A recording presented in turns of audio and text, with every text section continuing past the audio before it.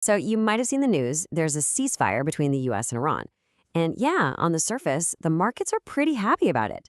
But when you start to look a little closer, well, this whole deal might be built on a foundation of sand.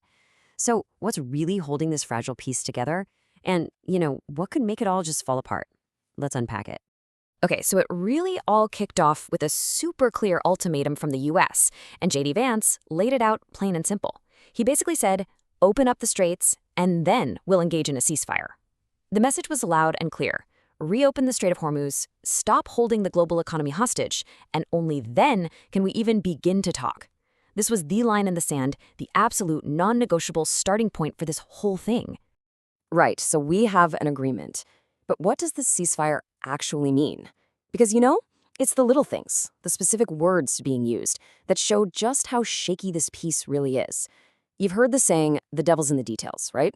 Well, in this case, those details could literally restart a war.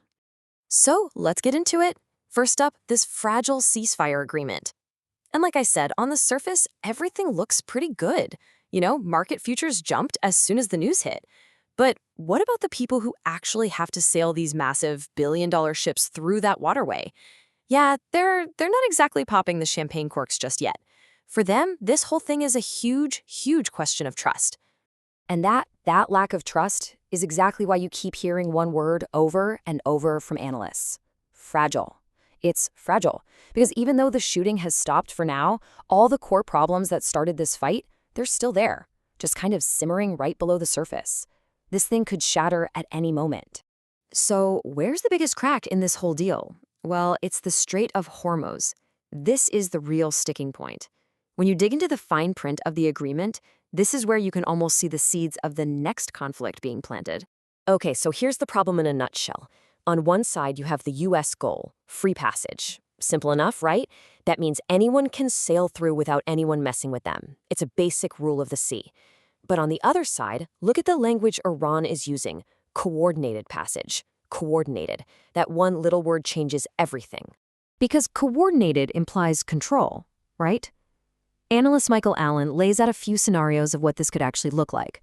He's worried Iran could say passage has to be coordinated with their military.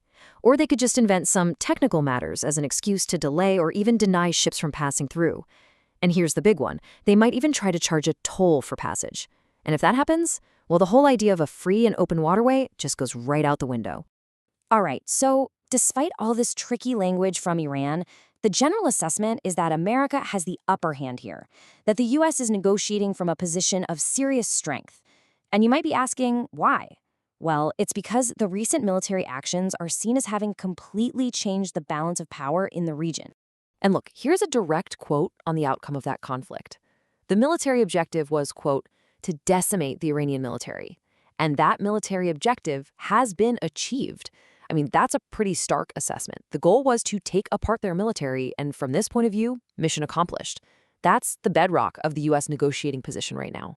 And we're not just talking about a temporary setback. The assertion here is that Iran's ballistic missile force has been set back for years. And you got to understand why that's so crucial. Those missiles, they're the cornerstone of Iran's power in the region. It's how they project strength, how they threaten their neighbors. So taking that capability off the table, that's a massive long-term strategic shift. Okay, so with the U.S. apparently in the driver's seat, what happens next? Well, we enter the world of diplomacy and doubts, because even as talks are getting set up, there's a huge question mark hanging over all of this. Is a formal, long-term deal even possible? So, the proposed strategy is kind of like a three-step game plan. First, you have talks brokered by Pakistan, since they helped get the ceasefire going in the first place. Step 2, you send in your initial negotiators, someone like Marco Rubio, to do the tough groundwork and cut through all the political posturing. Then, and only then, if it looks like a real deal is possible, you bring in the vice president as the closer to get it over the finish line. But what if a formal deal just never materializes? Well, Michael Allen suggests that maybe the best possible outcome isn't a treaty at all, but what's called a de facto ceasefire. And what's that? It's basically a situation where both sides just stop fighting. There's no fancy agreement, no signing ceremony. It's just a quiet, unspoken understanding. You let ships pass freely through the straits, and we stop the bombing. Simple as that. Which, of course, brings us to the biggest question of all. Are we safer now? It's the big picture assessment. After everything that's happened, has the situation actually improved? Is the risk of war lower? Are the US and its allies really any safer? Let's just ask it directly. All things considered, especially Iran's weakened military, are America and Israel actually safer today than they were just 6 weeks ago? And according to Michael Allen, the answer is a pretty clear, yeah, I do. I really do. It's an unambiguous yes. His argument is simple. By taking Iran's missile force off the board, you've made the entire region fundamentally safer, no matter what other capabilities Iran might still have. And this really frames the military action in a much bigger context. It's not seen as just a one-off event, but as one of 3 major milestones leading toward what's being called an eventual collapse. You had the economy collapsing back in December, then last month, those widespread protests. And now today, their military capabilities are severely weakened. The idea is that these are all signposts on the road to a potential collapse of the entire regime. And that leaves us with one last, pretty provocative question, doesn't it? Is the Iranian regime's eventual collapse inevitable? Of course, trying to predict the timing is impossible, but the perspective we've unpacked here suggests that the regime's days are numbered. So the question really becomes not if it will fall, but when. And that's a really powerful idea to think about as this very, very fragile ceasefire continues to unfold.